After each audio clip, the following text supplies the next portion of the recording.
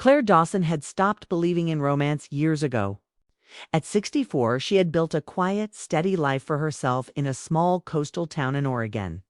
Her house overlooked the sea, and every morning she painted from her porch the waves, the sky, the light changing with the seasons. She taught art at the local community center, shared tea with her neighbors, and found comfort in small routines. Her husband had passed away nearly a decade ago, and though she missed him deeply, she had made peace with being alone. Love, she told herself, was a chapter already written. Then one Tuesday morning, everything changed. He walked in late to her beginner's painting class, tall, brown-haired, carrying a sketchbook that looked far too clean to be used. His name was Ethan Miller, 27, recently moved from Chicago. He apologized softly for being late, his voice warm but shy, and she found herself smiling before she even realized it. His presence felt different, calm, but filled with quiet energy like a spark waiting for a breeze. The first few lessons went by smoothly. Ethan was a quick learner, though not because he was naturally talented, he simply listened. Really listened in a way few people did. When Claire spoke about art, about how colors could express what words couldn't, he watched her with complete focus. It was flattering, though she tried to ignore it. She had students of all ages. He was just another one. Or so she thought.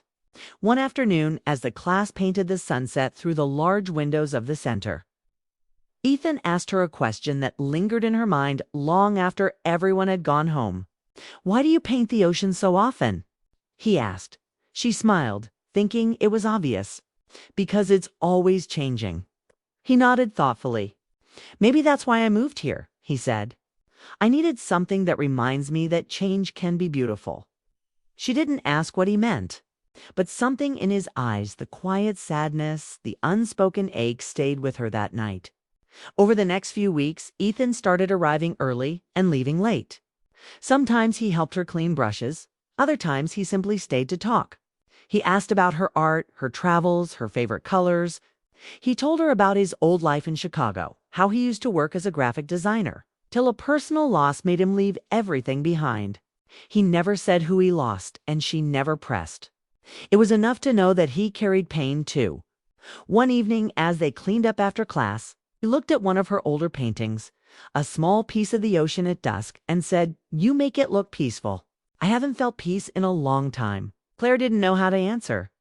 For a moment, the silence between them felt heavier than words. She could hear her heart beating in her ears, confused by the warmth spreading through her chest. It wasn't love, at least not the kind she remembered. It was something gentler, quieter, but powerful enough to shake her balance. When she went home that night, she tried to scold herself. "Don't be foolish," she thought. "He's young, kind, and just lost. You're his teacher, not his." Anything else? But her mind betrayed her, replaying his words, his soft smile, his eyes that seemed to look right through her walls. The following week, he brought her a coffee before class. Black, no sugar, exactly how she liked it. "You mentioned it once," he said when she looked surprised. "I listen." That simple gesture disarmed her completely. She thanked him and tried to hide how much it meant. No one had done something thoughtful like that for her in a very long time. From that day, she began to notice things she had never noticed before. The way he tilted his head when concentrating. The small smudge of paint on his cheek when he got too focused. The way he laughed softly at his own mistakes. It made her want to smile. It made her feel alive again, something she hadn't felt in years. Still, she fought the feeling. She told herself it was just admiration, that she was drawn to his passion, his curiosity, his hunger for life. But her heart knew better. It was something more dangerous. One Thursday evening, rain poured outside as the class came to an end. Most of the students hurried home, but Ethan stayed behind to finish a painting. The sound of rain on the windows filled the quiet room. Claire moved closer to look at his work, a rough sketch of the shoreline under storm clouds. "You captured the mood perfectly," she said softly. He smiled, but his expression held something deeper. "Claire," he said, almost whispering her name, "you make everything feel possible again." Her heart stumbled. The words were simple, but the way he said them, sincere, steady, almost afraid, made them feel heavier than any confession. She wanted to tell him to stop, to protect them both from the unspoken line they were about to cross. But she couldn't find her voice. She only managed a faint smile before walking toward the window, pretending to adjust the blinds just to hide her shaking hands. The rain outside blurred the world into streaks of silver. Behind her, she could hear him packing his brushes quietly. For the first time in years, Claire felt her carefully built walls start to crack. That night, she sat alone in her kitchen, staring at her cold cup of tea. The house was silent except for the ticking of the old clock on the wall. Her thoughts wouldn't settle. She felt foolish, 64, and blushing like a schoolgirl, she thought. But beneath the embarrassment, there was something beautiful, something she couldn't deny. She felt seen, truly seen. Days turned into weeks. Their routine continued, painting lessons, quiet talks, smiles that lingered longer than they should. And though neither of them said a word about that rainy evening, it hung between them like a secret they both carried carefully. One afternoon, as she watched him mix colors, she realized she was afraid not of what people would say, but of how much she already cared. It wasn't supposed to happen. He was young, bright, full of possibilities. She was older, cautious, tied to a world of memories and routines. But every time he smiled, the years between them seemed to disappear. She told herself to stop feeling, to focus on teaching. Yet each time he looked at her with those sincere eyes, she forgot the rules. She forgot everything except the warmth that spread in her chest and the quiet thought that maybe, just maybe, love didn't end with age. And when he said goodbye after class one evening, his hand brushed hers, a simple touch that sent a shiver down her spine, and for a moment neither of them moved. He smiled, almost as if he knew the battle she was fighting inside. "See you tomorrow, Claire," he said softly. She nodded, unable to speak. After he left, she stood alone in the empty classroom, staring at the spot where he had been. For years, she had convinced herself her story was over. But now, she wasn't so sure. Something had awakened, something dangerous, tender, and real. And deep down, she knew. This was only the beginning. Ethan kept coming back. Every week, he showed up to Claire's art class. Always early, always smiling, as if her little studio was the one place in the world that still made sense to him. Claire tried to act normal, to stay professional, to keep her voice steady when she spoke to him. But every time he looked at her with those calm, honest eyes, she felt something shift inside, something she didn't want to admit. Their connection deepened quietly. Between lessons, they'd talk about small things, favorite books, the smell of rain, childhood memories. He told her he grew up in Chicago, raised by his grandmother after his parents split. He had come to Oregon to escape a city full of memories, to find space to breathe. Claire listened, feeling both protective and drawn to his honesty. He was young, yes, but his eyes carried an old soul, someone who had known loss, someone who understood silence. One afternoon, she stayed after class to organize brushes and canvases. It was late, the building mostly empty, and the sound of rain pattered softly outside. Ethan offered to help. He moved around the studio quietly, stacking easels, folding aprons. When he walked by, she caught the faint scent of rain on his jacket. He turned to her and smiled, not the polite smile of a student, but the kind that said he felt safe there. "You don't have to help," she said gently. "I know," he replied. "I just like being here." The words hung in the air. She didn't know how to respond, so she busied herself with the brushes. But when she looked up again, he was standing beside her, closer than before, watching her carefully. His voice softened. "You make this place feel alive, Claire." Her heart stumbled again. "Ethan, you should go home," she said, forcing a smile. He hesitated. "Will, I just wanted to say thank you for helping me feel something again." When he finally left, she leaned against the wall, closing her eyes. She couldn't deny the truth anymore. She cared about him. It wasn't just admiration or friendship. It was deeper, more dangerous, and more beautiful than she could explain. The next morning, Claire walked along the beach near her house. The sky was gray, the sea restless. She thought about him, about his quiet strength, his kindness, the way he listened. She told herself it was impossible, foolish even. She was 6, he was 27. It would never work. And yet her heart didn't care about logic. Her heart simply missed him. When the next class came, Ethan arrived with a small bouquet of wildflowers. "For you," he said simply. She stared, speechless. "Ethan, that's not appropriate." He grinned softly. "They're just flowers. You said you love colors. So I brought you some." Her cheeks warmed and she sighed. "You shouldn't be so kind to me." "Maybe kindness is what you deserve," he replied. The other students noticed how close they had become. When Ethan asked for her help, they exchanged knowing looks. Claire ignored it, focusing on teaching. But she could feel their whispers like a weight in the room. It made her more careful, more distant. Yet Ethan didn't seem bothered. He stayed after class anyway, talking to her, sharing small stories that made her laugh for the first time in years.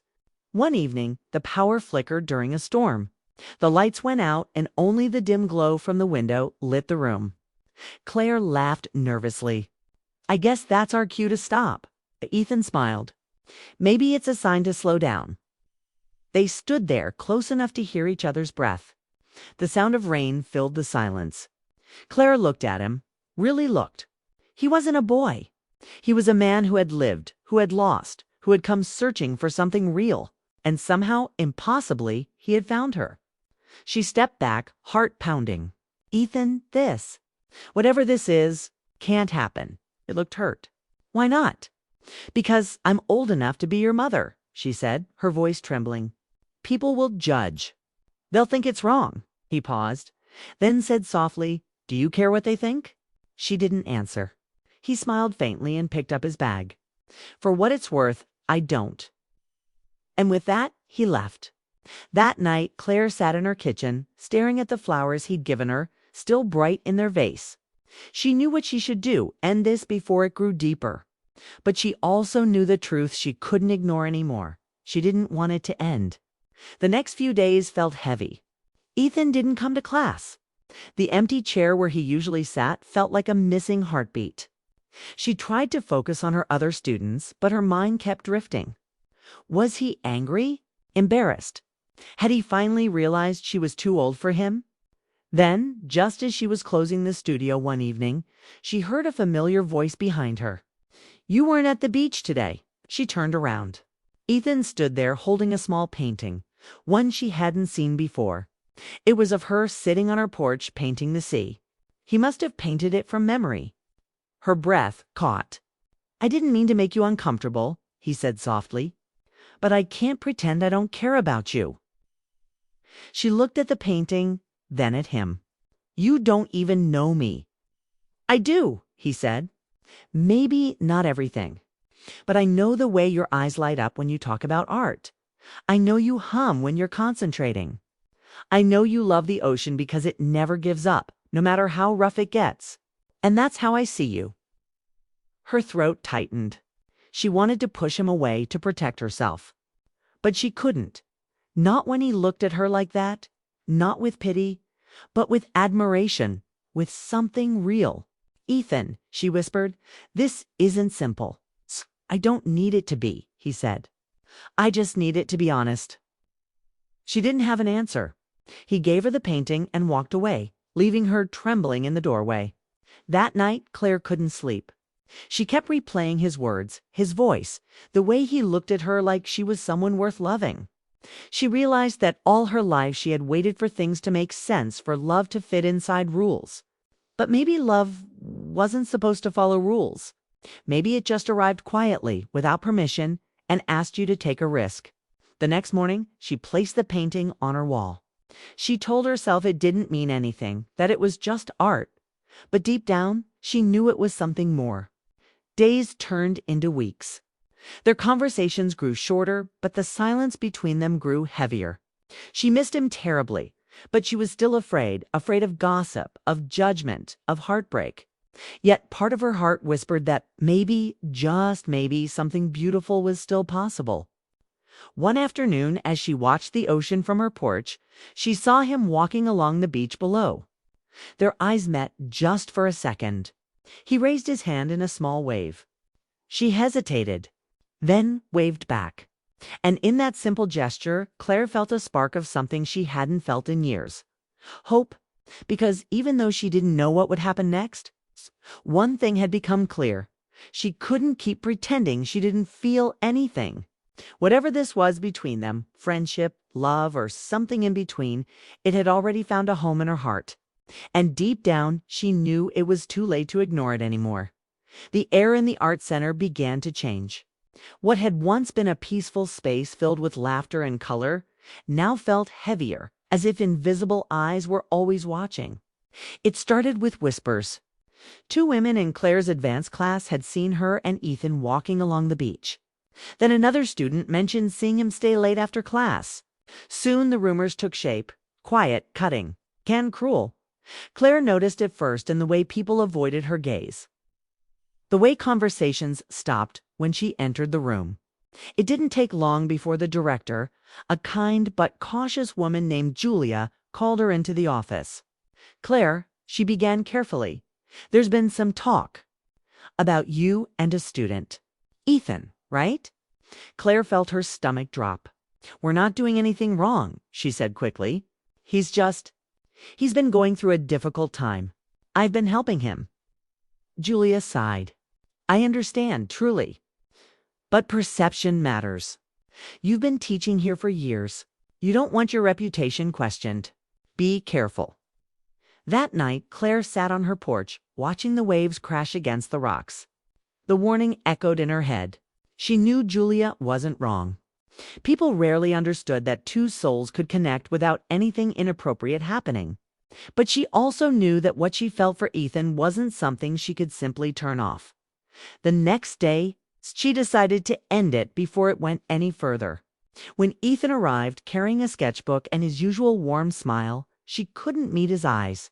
"Ethan," she said, her voice quiet but firm, "we need to talk." He looked concerned. "What's wrong?" "This," she said, gesturing between them. "You and me spending so much time together. People are talking." He frowned. "Talking about what?" "You know what?" she said softly. "They think it's more than it is. And is it?" he asked, his voice steady but filled with emotion. Claire froze. For a moment, she couldn't breathe. Finally, she whispered, "It can't be. Why not?" He asked, stepping closer. "Because I'm younger. Because people might not understand. Because they'll destroy you," she said. "Your career, your name, you'll always be the boy who fell for his teacher. You deserve better than that." Ethan's jaw tightened. "Maybe what I deserve is the truth. Do you care about me, Claire?" The room felt too small, too quiet. She wanted to lie to protect him, but her heart wouldn't let her. "I do," she whispered, "but that's exactly why I have to let you go." He looked away, his eyes shining with something between anger and heartbreak. "So you care, but you'd rather let fear make your choices." She didn't answer. She couldn't, when he turned and walked out. The sound of the door closing behind him felt like the final brushstroke on a painting she hadn't wanted to finish. For the next few days, the studio felt emptier than ever. His chair stayed vacant, his easel untouched. Claire tried to focus on her students, but her hands shook when she painted. She missed the sound of his laughter, the quiet strength he brought into the room. Every time she passed the beach, she found herself scanning the shoreline, hoping to see him walking there. One evening, as she was locking up, Julia stopped by. "You've been quiet lately," she said gently. "Are you all right?" Claire forced a smile. "I'm fine." But she wasn't. That night she sat by her window, the rain tapping softly against the glass. Her heart felt torn between logic and longing, between what was right and what felt real. She had spent so many years alone convincing herself love belonged only to the young. Yet with Ethan, she had felt something pure, something honest. Was it wrong simply because of their ages? Or because the world decided it should be? She didn't have an answer. Days turned into weeks. Then one stormy evening, just as she was about to close the center, she heard footsteps outside. When she opened the door, Ethan stood there, drenched from the rain, breathing hard. His eyes met hers, full of pain and defiance. "I can't do this anymore," he said. "Pretending I don't care. Ethan, please." "No," he said, stepping closer. "I'll walk away if you tell me you truly don't want me in your life. But if you're just scared, I need to hear it." She froze. His voice trembled, but his eyes were steady. He wasn't demanding, he was asking, giving her the choice. "I'm terrified," she whispered, "of what people will say, of losing everything I've built." He nodded. "I get that. But love doesn't always fit the rules. Sometimes it's just two people finding each other at the wrong time and choosing anyway." Her tears finally fell. For a long moment, neither of them spoke. The rain poured harder outside, echoing the storm between them. She wanted to believe him, to believe that love could still belong to her. That age didn't matter. But she also knew how cruel the world could be. "You don't understand," she said quietly. "People see what they want to see. They'll think I took advantage of you. They'll think what they want," he said. "But I know the truth. You saved me. You reminded me that life can still be beautiful. Isn't that worth fighting for?" His words cut through her fear like sunlight breaking through clouds. He wasn't naive. He wasn't chasing a fantasy. He simply cared deeply, sincerely, without shame. "I don't know how to do this," she whispered. "Then let's figure it out together," he said. She hesitated, then reached out and touched his hand. It was warm despite the rain. The simple contact sent a wave of emotion through her. Not lust, not guilt, just comfort. The kind that came from knowing someone truly saw her. For a long moment, they stood in silence, the world outside fading into the sound of the storm. Then she took a deep breath. "If we do this, we have to be careful. We move slow. We don't owe anyone an explanation." He smiled faintly. "That's all I've been asking for." They stayed there for a while, watching the rain together through the window. When he finally left, the storm had eased. The sky was clearing, soft streaks of light breaking through. That night, Claire lay awake, her mind racing. For the first time, she allowed herself to imagine a future that wasn't dictated by fear. A future where love wasn't something to hide. Maybe the world would never understand, but she was done living by its rules. Over the next few weeks, she and Ethan began to see each other again, quietly, carefully. They didn't need grand gestures or declarations. A shared walk by the sea, a conversation over coffee, a laugh that filled the silence. It was enough. Yet even as joy returned to her life, Claire knew this love would never be simple. There would always be eyes watching, words whispered behind her back, moments of doubt. But standing beside him, she also knew something else. She wasn't alone anymore. And when he took her hand one evening, his fingers intertwining gently with hers, she realized the truth she had been running from. Fear may have built the walls around her heart, but love, quiet, patient, and unexpected, was the one thing strong enough to tear them down. The storm had passed, but in its wake something new was blooming, fragile yet brave. And for the first time in years, Claire felt free. The night after Ethan came back, Claire couldn't sleep. The storm outside had passed, but another one still moved quietly inside her. She sat by the window, watching the moonlight touch the ocean. She knew what she was doing wasn't easy. Love at her age wasn't supposed to be new, uncertain, or risky. It was supposed to be calm, steady, and safe. But what she felt for Ethan wasn't something she could fit into neat lines. It was alive. It scared her, but it also made her feel like she had been asleep for years and finally opened her eyes. The next morning, she went to the art center early, hoping for quiet before the classes began. She found Ethan there, sitting by the window, sketching the sunrise. When he turned and smiled, her heart softened instantly. "You're early," she said. "I couldn't sleep," he replied. "I kept thinking about what you said, about being careful. I want to be Claire. I want this to be right." She sat beside him, looking at his sketch, a messy but beautiful blend of orange and blue. "You're learning fast," she said softly. He smiled. "I had a good teacher." For a moment, they just sat together in silence. The world outside the glass felt far away, the gossip, the fear, the judgment. Inside that small studio, it was just them. To people who had found something rare in the most unexpected place. As weeks passed, they built a rhythm, quiet moments, simple joy. They didn't hide, but they didn't flaunt what they had either. He would walk her to her car after class, carrying her bag, even when she told him not to. Sometimes they'd share coffee by the sea, talking about everything and nothing. It wasn't a grand romance filled with drama or promises. It was real, honest, and fragile in its own way. Claire noticed how much lighter he seemed now. His laughter came easier, his eyes brighter. One day she asked, "Do you ever think about going back to Chicago?" He shook his head. "There's nothing left for me there. Everything I need is here." She looked away, her throat tight. She didn't ask if he meant her. She didn't need to. She could feel it. But even as happiness crept back into her life, part of her remained cautious.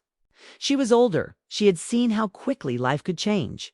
Sometimes at night, she caught herself staring in the mirror, seeing the fine lines and gray hair, wondering if he'd someday wake up and realize she wasn't enough. But each time that fear grew too loud.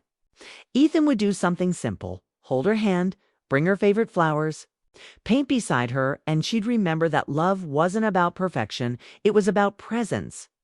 One Saturday afternoon, they decided to take a small trip along the Oregon coast. The day was cool, the wind gentle. They walked barefoot by the shore, their footprints following the tide. Ethan carried his camera, stopping often to take pictures of the sea and her smile. "You're going to run out of space," she teased. "Then I'll buy more memory cards," he said with a grin. "Some things are worth keeping." As the sun began to set, they sat on a rock overlooking the waves. She rested her head on his shoulder, something she hadn't done in years. It felt strange, and yet completely right. He turned to her and whispered, "You know, I used to think love was supposed to come once, when you're young and everything feels endless. But now I think love comes whenever your heart is ready to see it."